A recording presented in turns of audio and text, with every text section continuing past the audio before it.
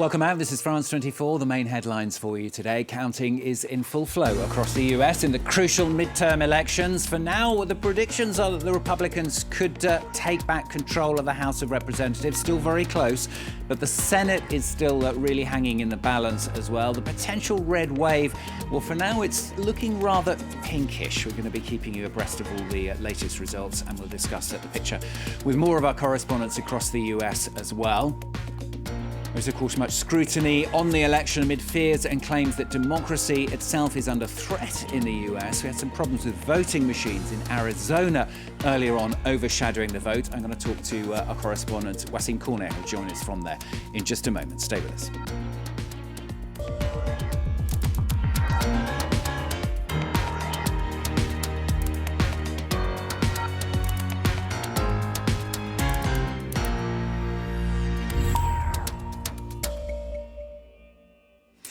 So a night then that just determines so much in the US. For some, it's a referendum on the issues of the day, from the economy to abortion to immigration. For others, a referendum on Joe Biden's presidency and whether tonight and the coming days could put a virtual end to Joe Biden's programme, as we were discussing just a few moments ago. If he loses control of the Senate and the House of Representatives, it's almost impossible to get his agenda in this law. As we're going to be carrying on our coverage of the US midterm elections for you here on France 24. Let's start off by bringing you a look at the latest position. This is the position in the Senate. As you can see, since the last time we checked, the Democrats picking up another seat there in the Senate, 47 to 46, 51, that crucial number to get the majority. So still a little way to go before all of that comes to fruition and ends. In the House, all 435 seats up for grabs, with the magic number 218 giving a majority there. We'll continue to follow those figures, of course.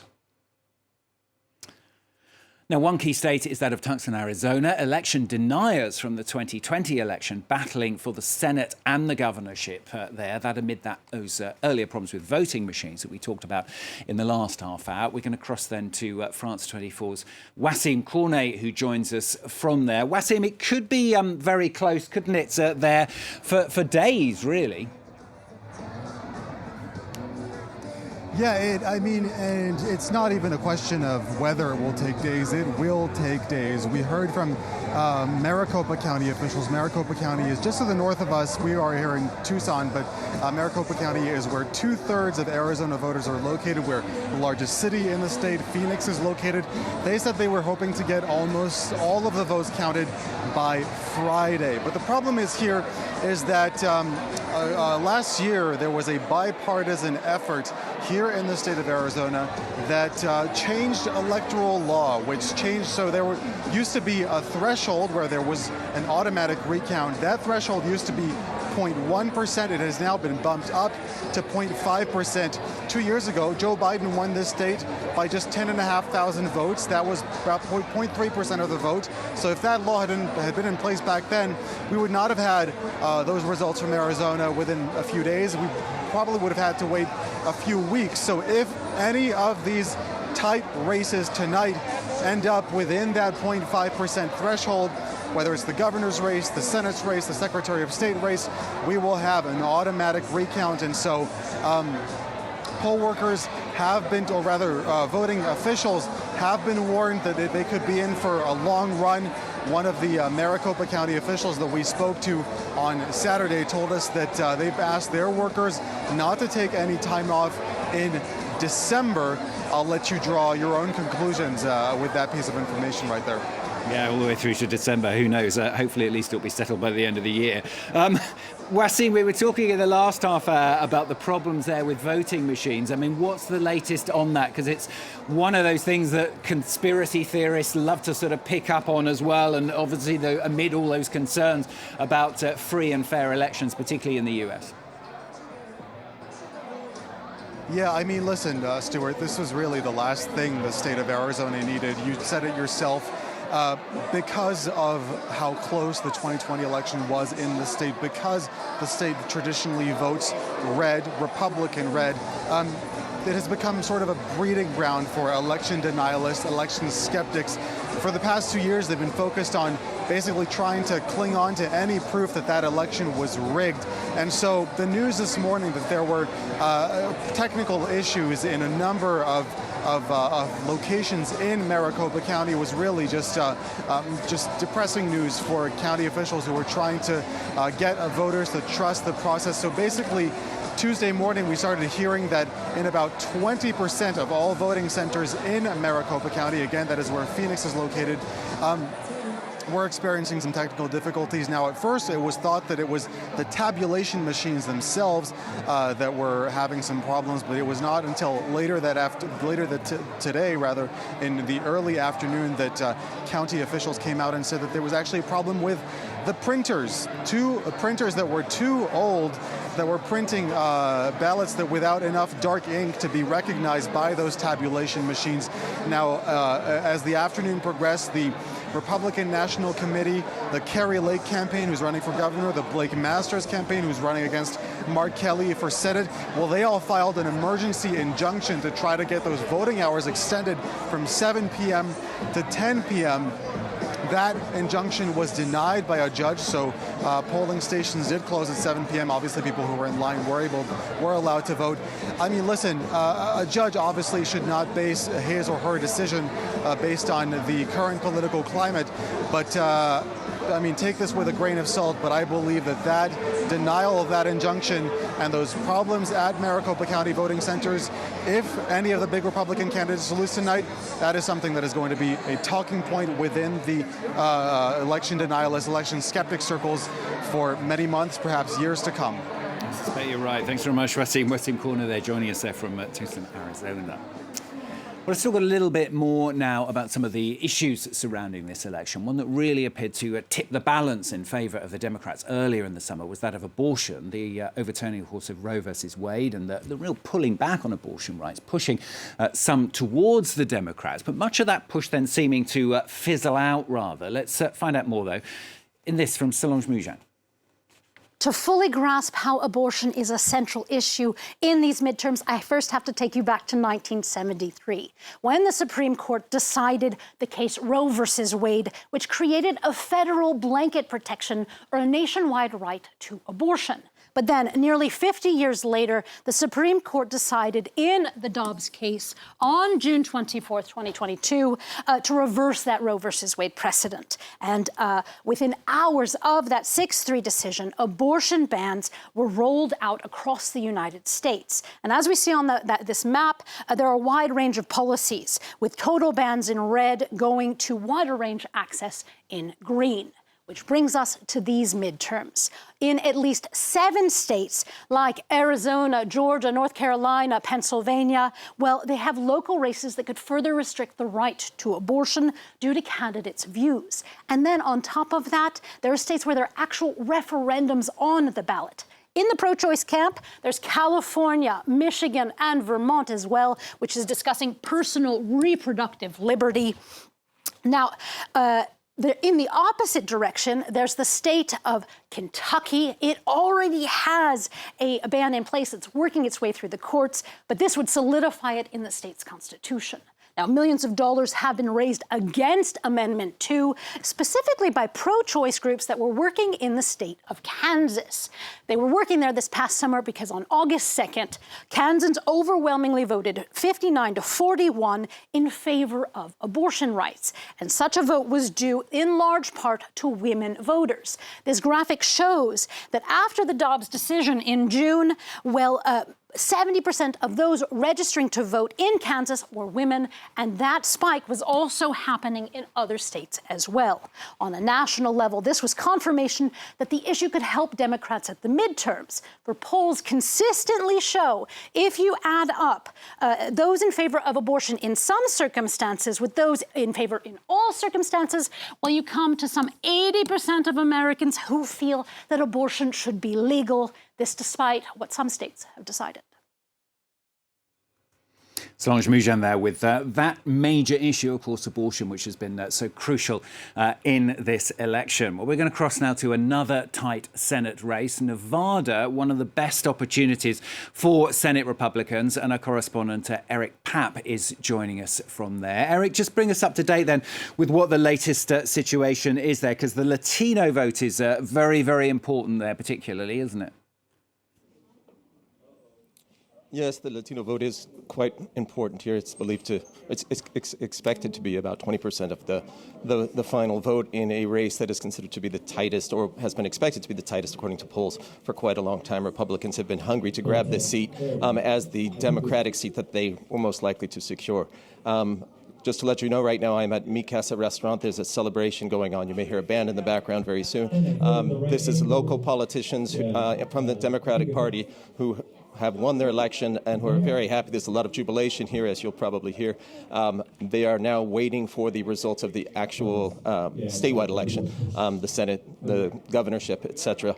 That is going to be apparently a fairly long wait. The results of certain votes are not going to be coming in tonight, so unless the late counting this evening becomes very clear, the likely outcome is that we don't know anything until tomorrow, that the mail-in votes and people who voted very, very late in the day, their votes will not be counted until tomorrow or after midnight. Eric, we're hearing just a moment ago how important abortion has been as one of the issues there. There have been other issues as well, of course, in the state. Tell us what you think has been crucial. Gas prices, I understand, has been particularly significant where you are. Yeah, so gas prices have been a huge issue all year. They were up at $6.50, $6.75, up to $7 in some places. About 6 months ago, they've been fluctuating a great deal. They have fallen actually quite a bit, $2 a gallon in recent weeks. But that doesn't mean that people are comfortable. People are still shaken up by general inflation, and that's just the thing that they see in signs in front of them when they drive around town. There are other issues. Abortion is a big issue. I spoke with an older gentleman who said his two daughters voted Democrat, largely he thinks because of that issue all by itself. I spoke with quite a few other people who saw that as a key issue. Here in Nevada, abortion is currently legal until the 24th week. People seem generally comfortable. There's a sort of libertarian, old-school Republican strain here that is sort of hands off my business, and I think that some Republicans may be fluctuating due to that. There's an array of other issues, but the big picture fight here has been on one side people saying Democrats are destroying the economy nationally, we have to stop that, and on the other side Republicans are going to destroy democracy itself. So there's this sort of overarching apocalyptic sense, and people talk about the great sense of division, the intense divisions that they see in their own lives and around them. Eric, thanks very much. Eric Papp there joining us there from Nevada, updating us with the situation from there. Angela, we've been talking about those issues. I mean, we've talked in the last few moments about abortion, about gas prices, and they seem to be, two of the biggest things. It's all about the economy. It's about that big decision, Roe versus Wade, as well. Yeah, Solange there in her look at abortion pointed out that massive majority of Americans are unhappy about the overturning of Roe versus Wade. That said, it is not an election priority for most Americans. 15% of Americans said that abortion was the deciding factor in their choice of how they would vote, next to 51% on the economy. So it's those, as the Americans say, kitchen table issues which have dominated these campaigns coming up to the midterms. There has been some concern in the Democrat camp about their strategy. Once Roe Wade was overturned, there was something of a pivot, and they concentrated a lot of energy on talking about this abortion issue. And there are many people who feel they should have talked more about Biden's successes on climate change, green issues, and also pointed out the fact that although inflation is very high in the United States, or relatively high by US standards, very much of that is outside his control, and there are those who think he has rather unfairly taken the blame. He should have spent more time selling the pluses of his economic policy and a lot of the infrastructure investment that he has gone ahead with. So there's quite a lot of disquiet in the Democrat camp that perhaps they have not run the strategy as they should have done. On the other side, the Republicans have Ron DeSantis, governor of Florida. He was responsible for sending coachloads of migrants up to New York, which said it was a sanctuary state for migrants. He said, OK, we can't cope down here in some of the states down here. You cope with them, and in some ways weaponise the issue of migrants. Those sort of stunts captured the agenda and imprinted on people's minds the problem of the borders on the United States and illegal migration. There has also been a rise in crime, and that was put very much at the front of the agenda as well. And polls show that those are issues which really mattered to Americans in these midterms. Angela, thanks very much. Do stay with us. More from Angela during the rest of the programme. Well, as Americans head to the polls to vote in those elections, economic concerns, as Angela was saying, weighing heavily on the minds of many. And yet, by most official indicators, the US economy is in actually a relatively good shape. Keris Garland has this report. It's on many voters' minds and a word on many Americans' lips. Well, I think inflation. Inflation. You know, inflation. After peaking just above 9% in June, inflation remained high at 8.2% in September, and consumers are feeling the pinch in the supermarket aisles, with the price of flour up 24% and the cost of eggs up 30%. On top of this, mortgage rates are the highest in 20 years, just over 7%. Republicans made the economy one of their main campaign issues, but for some voters it's not the be-all and end-all. People are more worried about inflation, but they don't understand that we have global inflation, and it's easy to point the finger and just look at gas prices and lose the big picture. The big picture shows that the US economy isn't doing so bad. Household wealth, for example, has increased by $32 trillion since the start of the pandemic. Jobs aren't hard to come by, with unemployment at just 3.7%. GDP, meanwhile, was up 2.6% in the third quarter. The figures beat expectations, but growth has still stalled over the last year. A Reuters Ipsos poll showed that a large majority of voters from both sides of politics felt worse off financially or no better compared to last year. Keris Garland there with that report. Well, let's have a look at where we are, the latest position in the Senate and in the House of Representatives. Senate, first of all, here on France 24, if you're just joining us on the programme, if we can bring that up for you and have a look at the latest position. No, we can't, unfortunately. It seems to be not working, but it's 46-47 is where it stands at the moment. 47 for the Democrats, 46 for the Republicans. And also we'll continue to follow the South. House is 139 for the Democrats and 176 for the Republicans. Just being told in my ear. Unfortunately, we can't bring you the maps. But anyway, there you go. You've updated with the latest position. Now, in the House of Representatives, if it flips to Republican control, it does, of course, bring big changes to who will be at the top. Now, one man is being touted for the next House Speaker position. That's Kevin McCarthy. Like Nancy Pelosi, he's also from California. But that's where the similarities end. Catherine Viette has this report.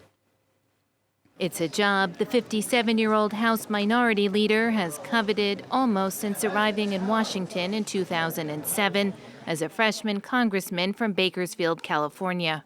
The Speaker is the third highest-ranking office in the U.S., just after the President and Vice President, and it combines power and prestige. Why would you want to be Speaker of the House? It's about power. And ambition.